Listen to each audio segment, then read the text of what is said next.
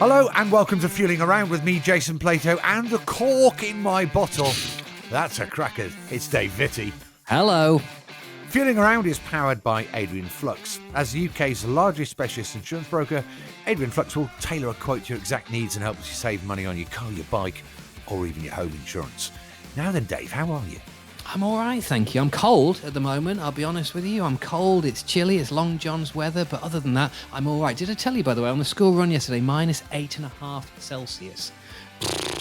Mate, you do love a temperature stat. You want to get out a bit more, mate. I do. And do you know what? And we won't bring up temperature with our guest because I think we've got far more important things to talk to him about. We certainly do. And our guest today is a racing driver, a broadcaster, an author, a pundit, and even a musician, you know. Mm-hmm. We're talking motor racing royalty. It is, of course, the one and only and a genuine pal, Mr. Damon Hill. Hello, mate. On your knees, Jason. This is what you don't... Don't worry, I am. I am. Royalty. What? Well, I'd say motor racing royalty. Well, thank you very much for that fantastic introduction. And where can I go from there, other than ruin my reputation and destroy the impression you have in my mind or your mind? Well, I can kick you off with the start of a 10 if you wish. So let's start at the beginning then, mate. And the obvious question is, the first question, whatever happened to the hormones? Yeah, well, the hormones, they never really existed. The true story. Well, we did some gigs, but let's be honest, we weren't. I think if you're a golfer and you get paid for something, you're a professional golfer. We never got paid for anything, so I don't think it really counted as a band. It was a school thing, and it came about because what Jason's referring to is a school band I was in, and there's another part to the name which we'll forget for the moment because it's quite rude. Okay, an unbroadcastable part of the name. Yeah, and it was also deeply offensive. But of course, that was the nature of the game in those days. It was you were trying to affect. You just copied what the Sex Pistols did, didn't you? You just sort of went, okay, well, they seem to be getting away with it and upsetting everyone and getting noticed, and so that's what we did. We made loud noise with a bunch of friends of mine, and there's only three actually. So I think we might have had a fourth, but they weren't very regular. So I think we were a three-piece, and we sort of played parties and stuff like that. But basically, we were rubbish punk band. But they never went on to do anything. So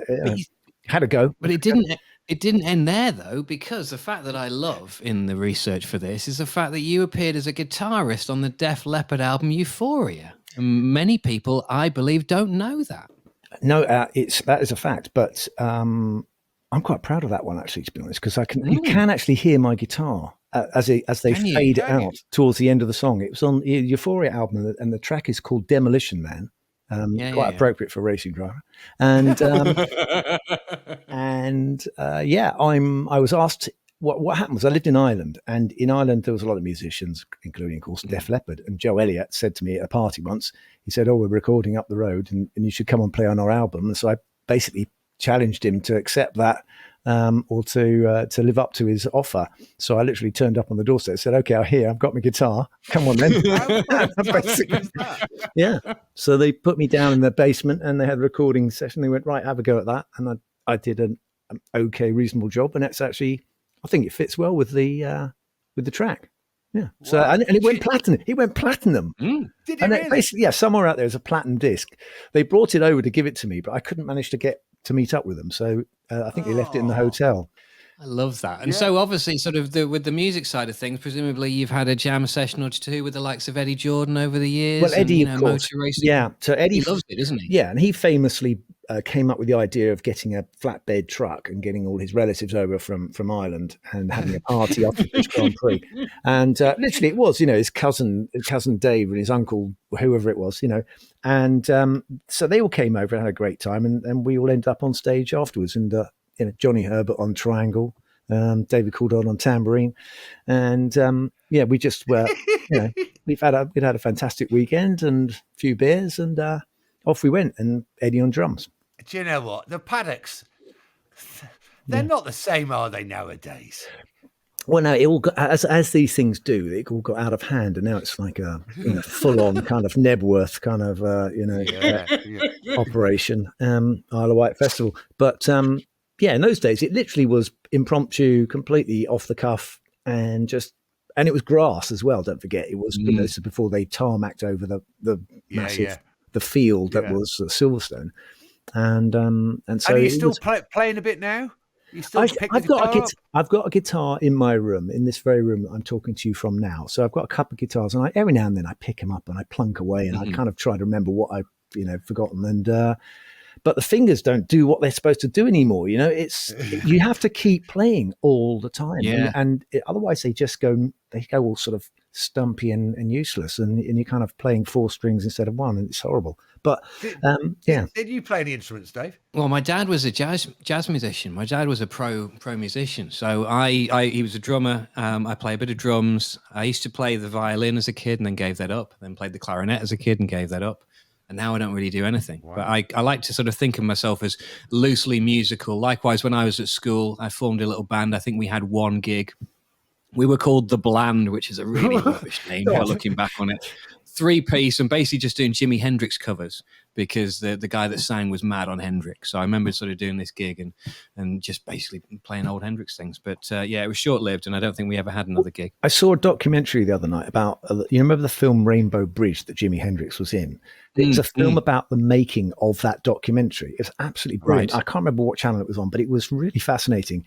And great stuff about Jimi Hendrix in those days. I mean, he got roped into doing this thing. He didn't want to be there. It was absolutely bonkers. Yeah. It was up a mountain. It was like, it's in Hawaii. I think it was on one of those volcanoes. So it was about 5,000 feet up or something and blowing a gale. And all these people turned up out of nowhere to go to this Jimi Hendrix concert.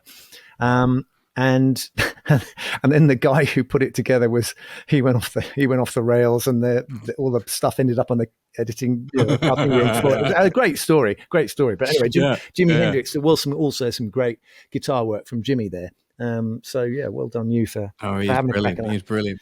Yeah. No, thank you, Jason. Have you ever? I mean, you strike us as being a natural performer. I know that there was talk at one point about you being on stage with Ricky Wilson from Kaiser Chiefs. Have you ever sort of demonstrated your frontman skills? No, I haven't. I used to, and this isn't a euphemism. I used to play the organ. As a kid, the Bontempi organ you'd have. Mm-hmm.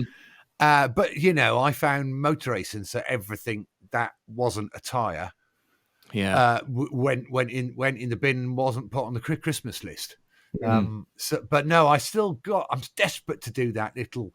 So Damon, Ricky Wilson. You don't sing, Jason. The Kaiser Chiefs. You've got a great voice. You got a sort of gravelly voice. I'm sure you could, do some, screeching or something, heavy metal.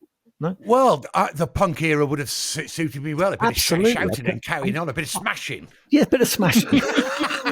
That's what it's all about. You destroy.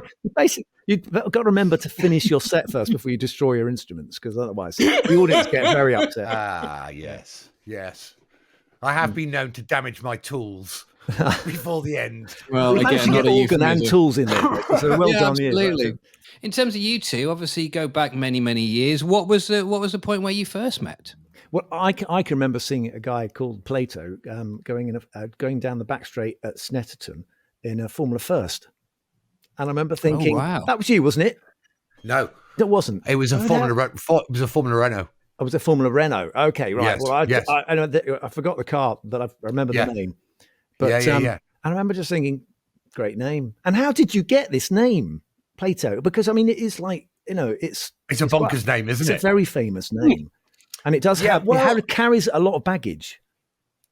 Well, it certainly does. Yes, it's a weight of expectation, I think, isn't there, with a name like seriously? Yeah, I mean, whatever happened to the Republic? What happened to the Republic? Well, that's a book which is in there, and I'm still not through it. But I mean, the old man Plato, he did come up with some great quotes. One was your old man or the other old man? No, or the really old man. No, the really, really old bloke. And he said, one of his quotes was, "It was a wise man, he who invented beer," was a Plato quote, apparently. Genius. Yes. So that's an entire philosophy. And a whole load of other really deep stuff he was you But- attribute to the man. Yeah, so just to answer you, Dave, the truth is I was you were slightly behind year-wise, weren't you? So it's like I was in Yes. I was like a sixth form and you were like in the fourth form or something like you. So, Yes, exactly. Yeah. so Exactly like that. Yeah. And so basically our car paths did not cross as far as I'm aware. So no, in terms of competing against each other. I mean, No. we might have shared a paddock, I did. but even then, probably not. Were you in? I did Ford Cosworth Sierra at Donington once. Were you in that one? I was a British touring car too. No, maybe it's before you even got there. Then Much before. Yeah, I mean, I didn't. I joined Williams at the end of your magnificent championship winning year. So at the end of 96, 97 being my first season with Renault. But I can remember first chatting to you would have been a corporate charity karting do. Might even been Johnny's gig. You know, he used to do that gig near Christmas down in the East End of London. Yeah, a karting thing. And I just signed for Willys, and obviously we were in the same sort of team, weren't we? We had the same unusual man we had as a boss. Head as well. Yes, right. Yeah. Patrick seemed to be inordinately interested in the touring car project. I was thinking, where's he going now? What's he doing over there? But anyway, it's a new thing. Upsetting everybody. I can remember, you'll appreciate this, Damon, but my first year at Williams, as you can imagine, coming from where I'd come from to join such a team like that, it was a big moment for me. And I can remember being at Alton Park, and Patrick said, right, come on, I want to come out and I want to have a look at some of the corners. So we jumped on the little golf buggy and shot down there, and he got out with a packed, Sunday crowd, and it was in between our races down at Cascades, and he got out and he went, oh, right, this is where the great unwashed live then, is it? Yes. I'm like, oh, God, Patrick, get back in. And they're, oh, look at these people. Civilians. But you know what he's like. He's a character, isn't he? Yeah, no, he wouldn't be ashamed of saying what he thought. But and that's part of his charm and part of his attraction, honestly. So he didn't offend anybody. He was just speaking. Just Patrick. Just being himself. Patrick. Yeah. Obviously, motor racing has been in the blood. What's your earliest memory? Do you know something of motor racing? Somebody sent me a picture of some kind of. It was like a go-kart, but it had bodywork on it made of tin, I think. And they said, did your dad buy this for you? And I'm thinking, it sort of rang a bell. It looked familiar, but he definitely didn't buy me anything motorized when I was a kid. But I do remember, obviously I remember my dad, was a racer. Yes. So as we speak, he hadn't yet sewn up the Formula One World Championship of 1962. So I was born in 1960, September. So I was just over a year old. Yeah. And he was in South Africa. He went off to South Africa. And actually the last race was the 29th of December. So it's after Christmas. So the championship hadn't been decided yet, but 60 years ago as we speak. So I grew up into the world of having a father who was a racing driver. So when were you conscious of what was going on around you, Jason? I mean, how 5 years old, 4 years old? Anyway, I guess at some point or other, there's a picture of me at my christening, which my dad invited a load of people to in '61, and there is Taffy Von Trips and Tony Brooks, Joe Bonnier, Bruce McLaren, Sterling Moss, and my dad, and and I was surrounded by these chaps, and the fact that my dad was a racing driver, and my mum would have taken us to the track. So I can't honestly say at what point I was aware of cars, as a thing, because they just seem like the normal world to me. But I mentioned this go-kart. I mean, there was a point where I kind of must have been conscious my dad was a racing driver, and then someone said, do you want to have a go in a go-kart? And I had a go in a go-kart, and I didn't know what to do with it. And I think I went to Rye House when I must have been about five or six, and they put me on there was a little mini track, baby track. Yep. And I think it went round there, and I think it was covered in grime and grease and stuff. And I think I spun it about 6 times, and then just got dirty. And I wasn't really attracted to it for some reason. I was, So it kind of washed over me in an odd way. But then as time goes by, you become more conscious, and you got aware of, the things that happen. I mean, I remember my dad. So I would have been 5 when he won the Indy 500, and so he had a party in the back garden, and there's Jim Clark and my dad and stuff. It's just wonderful, isn't it? It was all around us all the time, and I've got a picture I drew of my dad's. It must have been about 1960. I would have been 6 years old. And there's like you do these pictures for school, what your dad does. So I've got a picture. Yeah. There's a picture of my dad in his show and tell, in his Dunlop overalls, and in the background there's a red transporter with a red car coming out of it, and a green transporter with a yellow stripe on it, which was obviously a Lotus. Yeah. Wow. But it was bikes, though, wasn't it, first for you, Damon? I mean, obviously, you started through the karting route like arguably most racing drivers do at some point in their childhood. But then what was the transition into bikes, and how did that manifest itself? Honestly, I wasn't really aware of motorbike. I mean, I used to watch motocross on telly. I can remember that distinctly. And I remember watching Kickstart? Jeff Banks. No, this is going back way before then. This is right. The original. It was called Scrambling, and Murray Walker commentated on it, and it was bikes in a muddy field, and they were going. Yeah. That's a hell of an expression. Okay, that's impression rather. That's incredible. I was there. Exactly. So that's the noise, and then there's these guys getting covered in mud, falling off, and then there's Murray Walker commentating in it, and he's going. And if you look closer, you can see Banks is coming through, and he's going in. And you're trying to work out. They all look the same because they're all covered in mud. You can't see any numbers or anything. You've got no idea what's going on. But I remember being excited by that, and then later on, this is absolutely unbelievable, this story, because there were 2 guys. I'd be taken to Silverstone, and we'd be plopped in the doghouse. That was, the place where all the wives and girlfriends went and left their coats and also made sandwiches and cakes. So kids go there, and then you kind of go, I can't stay in here all day. So you go out wandering around the paddock, just kicking your heels. And there were these 2 blokes, and they were called the Shevlovs brothers. And there was, and they had a little monkey bike. They had a little motorbike, which was the little frame, the Honda one, the very first one. Yeah. And I saw them riding this bike around, and obviously I was part of my brain's going, that looks fun. And I must have had, can I have a go written on my face or something, because they let me have a go. And I remember getting on it. And I used to ride around on my bicycle at home in Mill Hill. We used to go off with my mates, and we just go on adventures on our bicycles. So being on 2 wheels, I kind of understood. Yeah. This thing, you didn't have to pedal it. You just needed to turn the little thing on the handlebar, and off it went. And it was like massive light bulb moment goes off.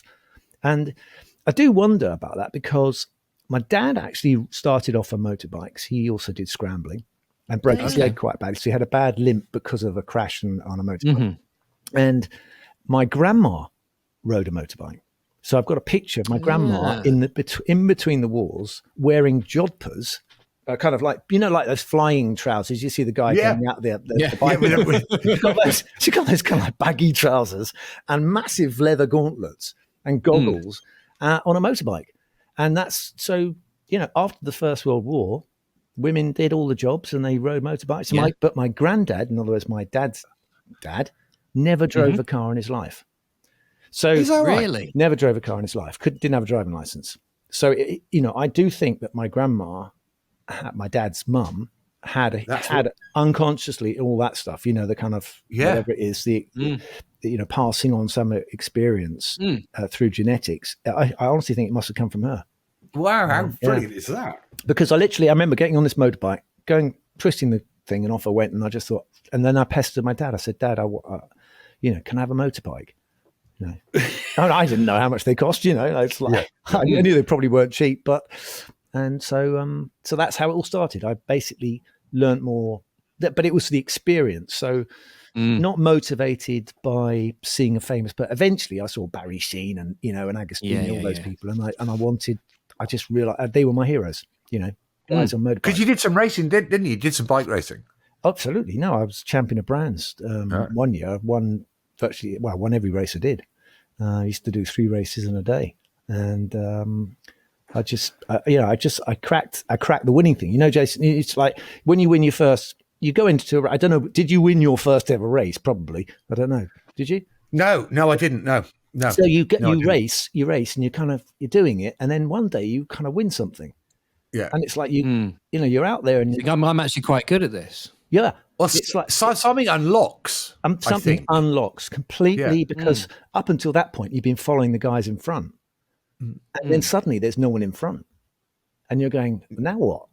And you just, and your ears start being really sensitive to noises and stuff. And you start thinking, there's another little voice that comes in your head, which is, what are you doing here? And why are you, where have they all gone? Don't look over your shoulder. Just keep doing it until they see the checker flag. And that's basically from that point onwards, I won a lot of races. And actually that happened roughly the same time that I took up car racing, or my mum met a person who said he ought to get off that bike and try cars because he's going to hurt himself. Is that when you went to Winfield? Safety reasons.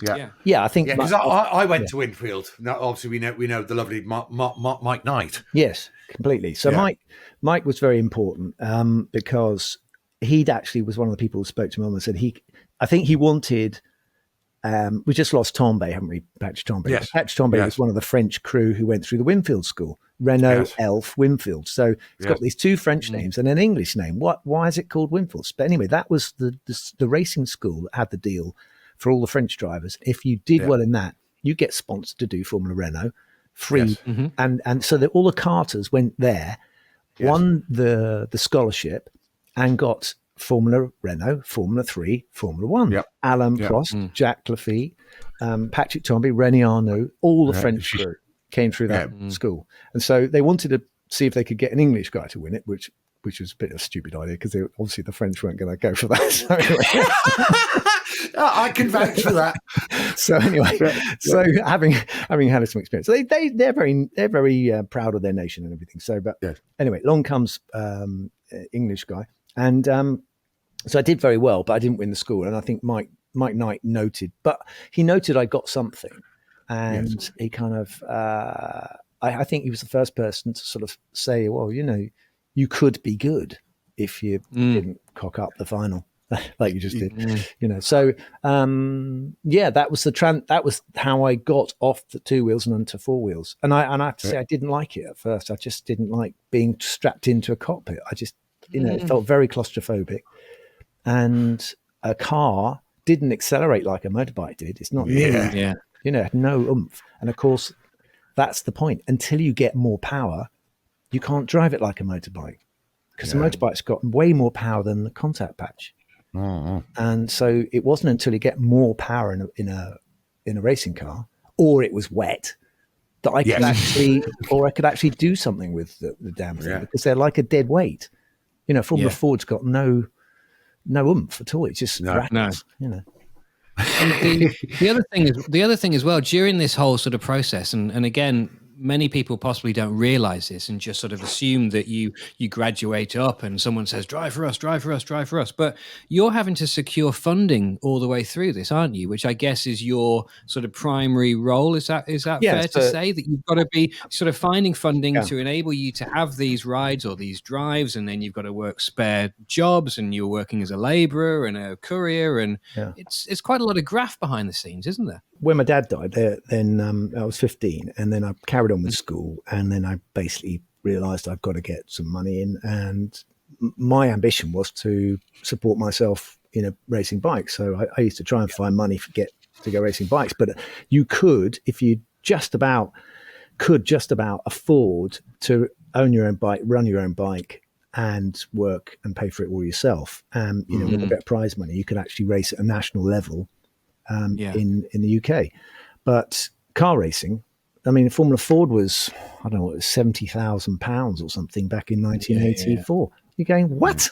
And Formula 3 was £150,000. You buy a house for that? What are you talking about? How are you going to spend that in 1 year? How am I going to? So, my getting sponsorship was not my strong point, because I'd literally sit there in a meeting with someone and go, I have absolutely no idea how you're going to make this money back or why anyone would do it in the right way. So, so I wasn't a very good salesman. Yeah. If I was you, I wouldn't do it. I wouldn't do it. Yeah. Taxi. Exactly. So I never really got the money to go. I was rubbish at that bit. Unfortunately, I did have some very kindly people who thought it'd be worth, giving me a crack. So I got some money in for a couple of seasons or a season of Formula 3, but then I owed the money back. And now I'm sitting there thinking, oh my God, what have I done? And now these people are out there and I haven't paid them back and I don't know how I'm going to pay them back. And then a lifeline came, which was the Cellnet. So David Hunt, James's brother, I put together this. So he was good at selling, right? He was brilliant. Yeah. He had a marketing brain. So he came up with the Cellnet deal, which was so imagine a time when there were no mobile phones. What is a mobile phone? Nobody knew, right? This was 1985, 86, and he done a deal with Cellnet, who were there was only two mobile phone providers in those days. One was Vodafone, and the other one was Cellnet, so Cellnet becomes O2 eventually. But long story short, there's this deal, and it was perfect for their market. They didn't want to go to F1; they just wanted to be in the UK, and they had a little Formula 3 team, and they offered a deal with drivers to provide everyone with £5,000 and also a phone that you could do as many phone calls as you like for free. So we're all going, what? And David Hunt's going, you sign this thing, and if you get to F1, they have to pay you £100,000. And they're thinking no one's going to get to F1, right? So, so I started. Is that right? Wow. Yeah. So it had this kind of grading. It had this thing. The further up you went, the more they had to cough up. Yeah. Plus the free phones and blah blah. Yeah. But anyway, the free phone calls were a godsend because you could do all your marketing. You could phone people for sponsorship. It didn't cost you anything. So, of course, do the phone bashing. Yeah, and I remember. So this is how earlier time it was in the whole communications business. I went on a trip with some friends to Wales. We used to muck about on motorbikes, and I was on my way back with this guy from New Zealand who was a carpenter, and we're driving back, and he's saying, "What's that?" We're on the M4, just gone past Bristol, and he said, "What's that?" I said, "That's my mobile phone." He said, "What's a mobile phone?" I said, "You can phone anywhere you like in the world." He said, "I can phone my mum." I was like, "Yeah, you can phone your mum. Why don't you phone your mum?" All right, so. So he's on about. I said, "Well, what time is it in New Zealand?" He says, "It doesn't matter. I'm going to phone her." So he phones his mum in New Zealand. So it must have been about 3 a.m. His poor mum gets a phone call from the other side of the world, and he's Dave on the line going, "Mum, you never believe it. I'm on a motorway, talking to you on a mobile phone." And she said, "That's great, son. What's a motorway?" No way. She did. She's like, "Good Lord."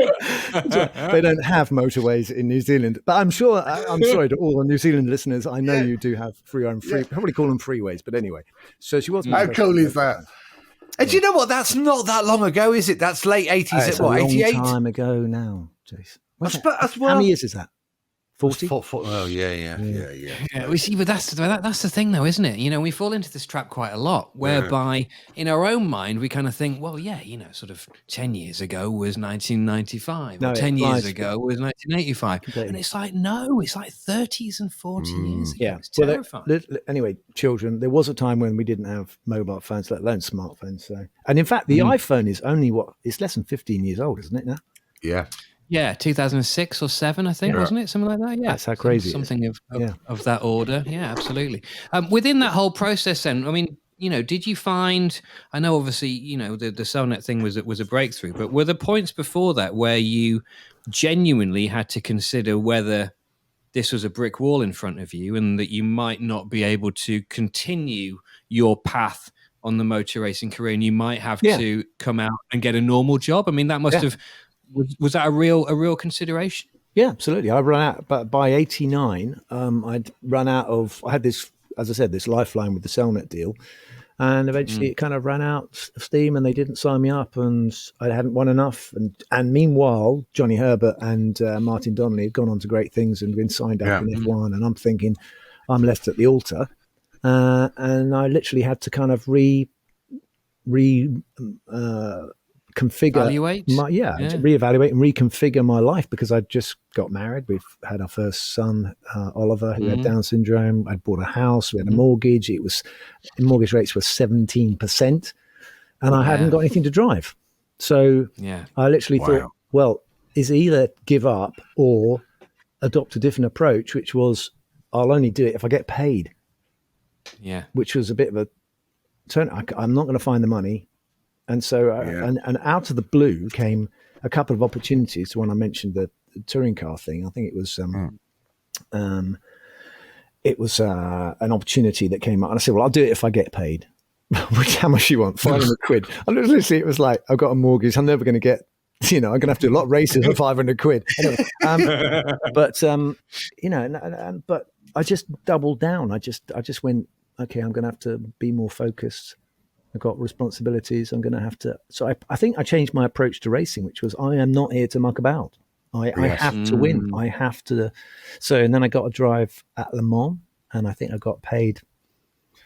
Might have been a couple of grand for that, actually. I don't know. But, going with Richard Lloyd. Sean Walker was the guy who I was racing with in the touring car. Oh my God, I had the most massive tank slapper in that Cosworth Sierra, Jason. Honestly, where? Well, they got 500 horsepower, haven't they? Those things. Yes. Coming out of McLean's, and I remember. I remember just going. It just went boing. It went full whack one way, and then kind of gripped, and then sprung back the other way, and it had this huge steering wheel on it like this. And I remember just going, my arms sort of go flying around, trying to keep this thing to go straight. Oh my God. Mine yours. But so yeah, it was all living on your wits. And then Le Mans, literally, I had no practice. They sent me out. I went up and down an airfield once or twice to know where the knobs and buttons were, and then they basically sent me out in the stint in the middle of the race. Literally, and I got another tank slapper going onto the Mulsanne straight in a Porsche 9, whatever it was, which was 956. Yeah, because you drive it like you Formula 3 car or whatever it is, and they're a bit heavier. But anyway, wow. So what catalyzed your first jump into F1 then with as a test driver with Willys? So that led that was 1989. So from that. At the end of the year, there was a really bad Formula 3000 car called a Footwork, and it had a Mugen Honda engine in it. Yes. And nobody wanted to drive it because it was so bad. And so me and Perry put our hands up and went, we'll do it, anything. All right, so I got into a shootout with Perry as a test, and they gave the drive to me because I think Perry fell out with the engineer, and I remember thinking that wasn't a very clever thing to do, pal. But anyway, he didn't like the engineer. I thought I like anybody to do with this team because and they were going to pay me, so they paid me. So I managed to scrape this crate into races, and from that, another team in Formula 3000 called Middlebridge thought, well, we'll give him a go. He looks like he's quite handy. And that car turned out to be a flyer. It was the Lola, whatever it was, T whatever, and it had a Tickford engine, and it was quick, but it just kept breaking down. So I got 3 pole positions, and support race to a Formula 1 race. And Patrick Head thought, well, he's doing quite well, and he's British, sort of thing. I don't know what he thought, but anyway, so I got, and then Mark Blundell had the Williams test drive. And he decided the grass was greener over at McLaren. So off he went and left this drive available and actually gave me the nod, said, I'm off over there. So if you fancy that, you should speak to Williams. So I spoke to Williams. I hope he's not listening because he'll want 20% or something. But, so he went, I got the Williams test drive. And so literally one mighty leap, I went from being no job, mortgage, handicapped child, married, no job, to being a test driver for Williams. And then Amazing. all it took was for Nigel Mansell to suddenly decide he didn't want to race for Williams, and suddenly I'm in the bloody seat with Alan Prost. Yeah. Can I ask a potentially silly question? In terms of, we sort of hear and talk about test drivers all the time. Is being a test driver effectively being the understudy? Yeah. If we were to use the theatrical, Yeah. That's what it is, isn't it? Yeah, you're a bit of a vulture. You're sitting there on the branch, hoping that someone slips on a banana skin, And I mean, obviously, you don't wish that. But the point is, you're right. If somebody gets COVID and they can't drive, you're in. That's it, and you go. And so, but it wasn't. I was the first. At that time, it was seen as a dead end job. It was basically if you're a test driver, you're a failed racing driver. And so I really was the first guy to convert. I think that I'm sure historians will pick me up on this, but I think it became after that a sought after job to be a test driver or reserve. But they weren't called reserve drivers; they were just called test drivers. Right. So you weren't the reserve; you literally just were the test driver. Yeah. But you're waiting there in the wings, aren't you? Literally, I guess. Should anything happen and a position become available, you're the first person that's going to be in. Well, the thing that was slightly odd in my case was that I worked on the active car, and so I was one of the very, very few people who had experience of these strange beasts. So I think that's why I got the gig, because I was familiar and I knew the engineers and I knew how it worked and I knew to drive it, and other people would have to kind of get used to it. So yeah, because back in those days, Williams were the absolute pioneers of active ride, weren't they? Yes.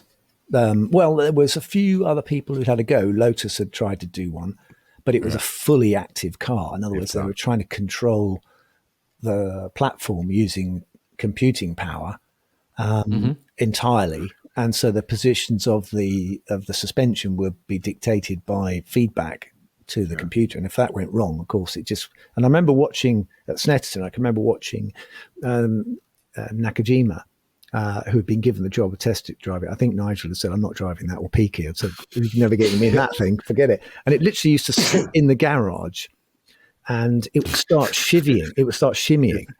At first, it would just be a little shiver, and then after it just got completely uncontrollable shakes, like a washing machine that kind of got too much laundry on one side. It was absolutely insane. So I think most of them just thought, So the Williams system was slightly simpler. So they simplified the idea, and they made it something that was more of a controlled platform rather than trying to control every single little bump of the car. Yeah, amazing technology. Have you seen some demonstrations of it, Dave?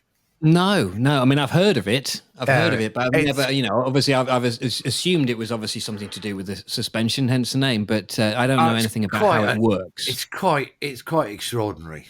I mean, it sits its bum down the straight to take the rear wing off. It tilts itself into corners. You could do it reads bumps. Yeah. No one else was doing that at the time then?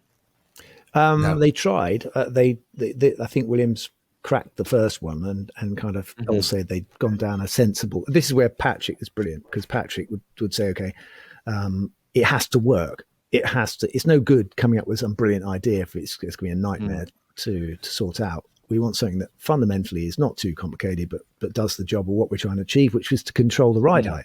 And the ride height, as we know, is where all the downforce comes from. So the height of the car and the attitude of the floor, the flat floor, is what gives it the most amazing amount of downforce. It's a ground effect. I have a question for you, Damon, which is potentially, a difficult one to answer, but I'm going to try it anyway.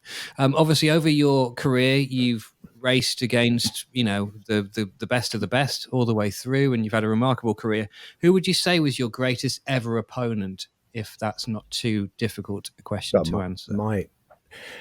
I would say I was teammates with Martin Donnelly, and I think Martin taught me how much better I'd have to be if I wanted to be any good. Okay. Yeah. So he was a tough nut to crack, and he was super fast, super talented, and it's a real shocker what happened. I wasn't really in the same team with Johnny, but Johnny again had natural talent in abundance. So of my contemporaries, they were two of the the most impressive, I'd say. And then of course racing against Michael Schumacher in a championship, to go up against someone like Michael Schumacher in a Formula One World Championship it makes you realise yet again what the consequences are of not being as good as someone like that, because you're the first loser. You're the guy that you're supposed to. You're the one in the ring with him, and you're getting bashed all over the place. It's not much fun. Everyone else can stay they can stay behind in the shadows a little bit because they're not actually going head to head. But of course, there's nowhere to hide, is there? Nowhere to hide. You're the guy that's supposed to stop him. And of course, at that time, he hadn't won a world championship when I first raced with him. So everyone knew he was good, but they didn't know quite where he was going to end up and where he was going. But he could do things with a racing car that just mere mortals couldn't do. Like Ayrton, Ayrton was freakily fast as well. And they're all good. Nigel, Alan Prost, they are another level. They can keep that up. Lap after lap, race after race, year after year. And I would say, in my defense, I was a late developer, so I hadn't had my F1 experience in my 20s. I only just got there when I was in my 30s, so I was really kind of trying to catch up a little bit. But, I couldn't maintain that pace and that level of ability that they could forever. I'd have my moments, and if I could raise my game to match them, but to be there all the time persistently was quite hard work. Can I ask you about Ayrton briefly? In so much as obviously, his death shocked the world, not just motor racing. I think it shocked the world generally. When you are driving at the same time and you're a colleague and an opponent of his, does it make you again reevaluate what you're doing? Does it bring into sharp focus exactly how dangerous motor racing is? Well, of course, yeah. I mean, I think everyone puts bad things out of their mind. We can't go through life if we think about all the awful things that could happen. So in the same with motor racing, you get in the car and you kind of go, right, well, I've thought about what the odds are, and they're somewhere lurking around in the background, and they're not, they're acceptable. It's an acceptable level of risk. Yeah. You say to yourself, and then of course something happens and you kind of go, ooh, that's not so, that's a bit too close for comfort. Yeah. And then your gambler's brain starts kicking and goes, well, wait a minute, then what's the chances? How many times has that happened? And how many times per season is that going to happen? And what's the chances that happened to me? There's 19 other guys, and, you start doing those sort of calculations, and you start going back to where you started, which is on balance, I'll take the chance. That's what you do. And that's exactly the same calculation that every driver has done, even those that got killed. But we can't ask them, we can't ask those guys, is it worth it? And so the whole sport did after Imola. They said, do I want to be involved in this? And I've been in teams where, even in Formula 3, with Dick Bennett and Bertrand Farby, I was there when we were testing at Goodwood. And he said, I don't know if I want to do this. So he went off and actually ended up doing touring cars after that. He stopped doing single seaters. And I think if you look at any of the films, like the one that Jackie has just done for his Race Against Dementia, where it's actually his son Mark has done it, and it is about the era that Jackie was racing in, where they lost all their mates. And you've got Helen nearly every other weekend, wasn't it? Yeah, and you got Helen saying, I don't want to have anything to do with this, in effect, because I don't want to make friends with people if they're going to die, and that was the same with the mechanics. I've heard that also from mechanics. Mechanics would not build up a relationship with a driver because it hurts so much, when they, and that was a grim toll and tally, in our sport. And the fact that people kept on getting in the car, and my dad, carried on racing, and losing all his mates. And you must, it's, I don't know how they did it. It's one thing to get in those cars and be brave enough to drive around, but actually to be carrying on when you've got a 1 in 12 chance of dying. That. I don't know what the Somme averages were, but probably not very good. But some people did survive the Battle of the Somme, but You know, you had literally, if you got two guys driving the 26 starters, so you got 1 in 13 chance of surviving the season. It's not good odds, is it? Really? No, it's also because you're not just driving. It's not just like you're driving around a circuit. You know, you are driving to the absolute limit of the car and to you and everything in order to be competitive and to have that cutting edge. And obviously when you are driving on that limit, then obviously your chances of something, going wrong are increased tenfold, hundredfold. And the cars were not, with the best will in the world, the mechanics could only do so much, and some cars failed and some cars weren't put together properly by accident. You couldn't just say, carbon fiber, it saved my life, it saved my legs, it saved, countless drivers' lives. I can remember going in 3000. I remember going straight into the wall at Mugello at the second Arrabbiata. I remember just got it all wrong, went straight off, boom, straight into the wall. I just remember thinking, you're going to smash your legs up. You're not going to have any legs. But somehow that thing is just incredibly strong, and in my case, it didn't break off. But other drivers haven't been so lucky in, places like Indianapolis and the faster super speedways, even carbon fiber can't save you. But I guess if you look at all the shunts that there still are these days with the modern technology we've got, catapult back in time 50, 60 years, those would be fatal accidents because of the technology improvement. So it's, there's still shunts, but actually it's a big shunt. You need a really big shunt now, or need to be unlucky because of the pace of safety development. Well, of which you mentioned Jackie, he was a forerunner in that. What because Jackie was made himself a target. He's got, let's say you got a chance of winning the world championship, and then you make yourself a target for people who don't like what you're saying. You're jeopardizing your chances of winning that championship. And I can remember, occasions when you want to challenge authority, and part of your brain's going, except I don't want them to, exact their revenge on me halfway through this championship I'm trying to win. Yeah. So. I was going to ask you. What your favourite circuit is from obviously the Formula One days, but actually more in keeping with where we're going with this conversation, I'm going to change it slightly and say, which is the circuit which scared you the most or gave you the most fear? I would say Suzuka was the one that I first went to and thought, "Oh my God!"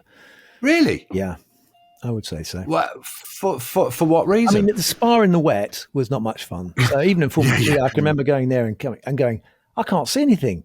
How can I supposed to do this? I remember sort of coming in and going, but I can't see. And the guys were going, yeah, it's Spa. You can't see where you're going when it's wet. The old Spa really was very scary, even in the dry, because there was no runoff, there was no fencing, nothing. You just went into a field or woods and stuff, or hit a house, I mean, they use people's front gardens as an extra bit of time. There might have been a driveway where they might slide onto the driveway. Just amazing. Well, I mean, of course, just incredible. But they still do that, don't they, in the Isle of Man? On most, you go to the Isle of Man and you just go, what are you doing? It's bonkers. I mean, serious bravery. But in Spa, when my dad went there, the first time he went there, he did one lap, came back in and said, and they said, "What? You all right? Is the car okay?" He said, "Yeah, no, I don't think I can do this." He literally said to the guys, "I don't know if I can do it." And wow, they went up to my mum and said, "Is he all right?" He's and she said, "Yeah, just leave him for a bit." And then he kind of had to think about it, and then he carried on. But there was a little old lady who was a farmer, and she used to insist on crossing the track to milk her cows, and she wouldn't. They kept on saying, "Can you not do that now?" Right in the middle of, and she said, "No, nothing would persuade her." So they'd have to, run the risk of colliding with a milk churn with some little old lady. Yeah. Well, I must admit, Dave, just while you shot off a minute ago, I was just having a chat with Damon about the world of simulators, and it wasn't until lockdown came did I get a simulator of home to stop me going out of my mind.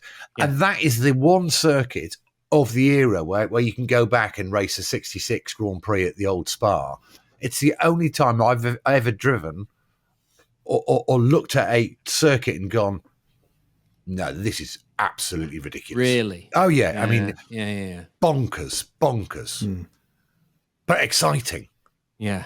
And to go back to what we were saying earlier, you know, the drivers were in the cutting edge cars of their time. You know, carbon fiber was 50 years away from being invented. Or seatbelts. Or seatbelts. Yeah. Full face crash helmets. Yeah. Yeah. But yeah. So they knew better, and also that they were, you know, doing mental gymnastics all the time, and you know, competitive, focused drivers with lots of self-belief. Of course, they wanted to do it. I mean, I do think, you know, without going into the COD psychology of it, but I mean, you have to factor in that they just come through a war. So a lot of the guys who raced in the 60s and 50s, they would have known their parents or their brothers or whatever would have been getting into bombers or going into tanks. And, you know, so the idea of doing something for fun and complaining about the risks was well, it changes your assessment of the risk, doesn't it? I suppose. Yeah, you're absolutely right. In that sort of era where so many people had lost their lives, I guess, your approach to risk is entirely different, because you think, why? I mean, the guy who people died. One of the last dam busters just died recently, didn't he? And he was talking about how they had to fly by 30 feet across over this reservoir, and they had to drop the bomb, and basically the bomb had to not bounce up and hit them. That was the ones basically had to be going. They had to drop it in the right way so it didn't just come straight back at them and blow them into boring. Yeah. So, you know, in fact, the bomber had two bits of wood with two little posts scientific on bits hold, of wood. and when exactly, they weren't they? Looking at the bottom at 30 feet, doing what? 200 miles an hour? Not 31 feet, not 29 feet. It had to be 30. 30, exactly. Yeah. Another question for you then, Damon. Of all the things you've achieved during a remarkable career, what could you pick out as your finest moment or your proudest moment? Is there one? God. You say things like, you know, and you just do this stuff, don't you? You kind of throw yourself into these situations. You're going to go, right, I don't know how I'm going to cope with this, but I'll give it a go. And that's, you know, so definitely I would say in a driving context, having to win the race in Suzuka against Michael would probably be it, because there was we had to win that. And I just couldn't. I just dragged every last drop of whatever I had out of me and somehow beat Michael Schumacher in the wet. You know, and he actually shook my hand afterwards, which was, you know, and I was in no fit state. I can tell you, I was like absolutely wrecked. I got out of the car after that, and I just thought, I couldn't do that again. Please don't ask me to do that again.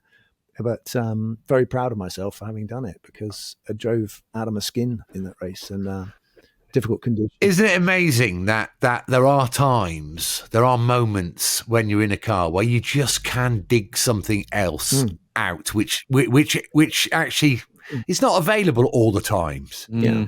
You just find something in your bag. Yeah. And I just think you hear stories about people in dire situations or very dangerous situations, and they do extraordinary things because they have to drag someone out of a burning building, or they have to lift a car off of some kid or something like that. And somehow they find that extra strength, somehow they find yeah. something. Yeah. And I think this is it. But I think you can only do it so many times, you know, willingly or forcing yourself to do it. I just think, and I think I peaked. That was my peak. I mean, after that, I did some good laps. I did some good racing, but I don't think I ever drove out of my skin like that ever again. So, you know, you get back, and actually, that's what I needed to do. I needed to find out where the peak was, you know, and that was my peak. So I found that, and from then on, it was, you know, I was never going to get as high as that. That was my K2 moment, you know, literally Everest moment, whatever you want to call it, or landing on the moon moment. I don't know. It was just, it was the peak, and I could never really get back there again because it needed everything. It's the circumstances that required it as well. So, yeah. Amazing moments, mate. I can remember it like yesterday. No doubt you can too. Indeed. Can you remember it, Dave? I can. You remember the commentary with Murray? Yeah, absolutely. I mean, that's the thing. It's that sadly I am old enough to remember that, but no, it was an amazing time. That said, hey, I was going to say road cars. Road cars. Listen, I'll just add, because I think sometimes you forget. I saw an onboard of me driving Nick Mason's 250 GTO round. It was on Twitter. Someone retweeted some picture, and I'm watching this and I'm going, okay, who's? Oh, it's me driving. And it's me driving this car around Goodwood, and like this steering's going like this, and I'm changing gear, and I'm thinking, blimey, what was I doing? I must have been mad. But anyway, so you do. It is a case of racing is a case of seat the pants, isn't it, Jason? You just throw yourself in there and you kind of go, we'll sort it out and we'll try and the instinct. Sometimes you're a spectator, and an amazed spectator at your own driving, because you can't honestly say I'm consciously doing that. It's just simply reaction, isn't it? Yes, yeah, and it's almost. I like to think about it sometimes. It's almost like you're in a trance. Yeah, definitely. You're just in a different place. Yeah. You're totally focused. You're not really absorbing anything other than what you're doing. And actually, that's really joyous. Yeah. Well, really joyous. You're alluding to what Sterling Moss said, which was, he had a great quote, which was, speed is tranquility. So for him, it's a meditative state. Yeah. And what was that? was that your stomach, Jason? Someone's stolen your car. Dear God. I think that was the ghost of Sterling Moss. In his Mercedes. God bless you.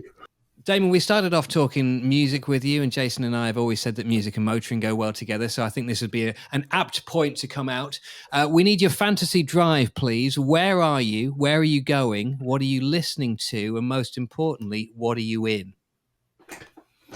You're talking to me. Yes, that's a question for you. I thought you're talking to our listeners. I think, are you going to get some people phoning in or something? No, the question for you. We need your fantasy drive. And you didn't mention road cars. Now, I'm really, really sorry. I'm going to massively disappoint you, because I know this is all about cars and stuff. I don't know anything about cars. I honestly, all I know about is driving. All I know about is going racing and doing that. Mm-hmm. I'm not a big car person. I don't have. You could do it on a bike if you wanted. Knowledge of okay. So it's a ride on a bike or something like that. Yeah. Road trip. Okay, road trip. Okay. Well, anywhere in the world. I will. Anything you want. Okay. I'm going to plug something now. But we recently started doing these gourmet grand tours. Okay. Right. And I did have a go. Basically, we drive around. It was Provence, and we had some fantastic roads going through the mountains, through the Alps, through the, definitely, I can't remember what the name of the road was now, but it was amazing. The scenery in the Alps is stunning. So, some sort of Route Napoleon. Yeah, I can't remember what it was, but one of those routes that they do on the Tour de France, and fun. And I actually drove a Porsche Carrera 911 with four-wheel drive, rear wheel steering. Yes. Okay. That was unbelievable, because you get those hairpins. Yeah. It just goes whizzing around the hairpins, doesn't it? So I've not had rear wheel steering, but I know that Michael did in the Benetton. So now I know. Is that true? Basically, now I know what it's like. Brilliant. I thoroughly recommend it. So rear wheel, but I'm not. Yeah, I mean, I think it would have to be some of those lovely old cars, with the big gear lever and the throaty engine, probably. Maybe a Ferrari. What would the soundtrack be then? What would be playing on the 8-track or whatever was in said vehicle? It'd probably be something like Pink Floyd, "Wish You Were Here" or something like that. Some epic track, with a great guitar solo from Dave Gilmour. Oh, perfect. That sounds pretty tickety-boo to me. Perfect, Mr. Plato. And on that note, I think you should take us out. Well, sadly, that is it for this week's Fueling Around, powered by Adrian Flux. As the UK's largest specialist insurance broker, Adrian Flux will tailor a quote to your exact needs and help you save your money on your car, your bike, or even your home insurance. Thank you, Dave, as always. But a huge thanks to our very special guest this week, the one and only Mr. Damon Hill. Thanks, pal. Really enjoyed that. It's been a great pleasure, Jason. Thank you very much. Thank you, Dave. No, it's been great. privilege and a pleasure to have you on. Don't forget, you can get in touch with us on Twitter at Jason Plato or at David Vitti. And if you like what you've heard, feel free to give us a 5-star rating, press the follow button and share the podcast on all your socials. Thanks for listening, and we'll see you next time. Ta-da!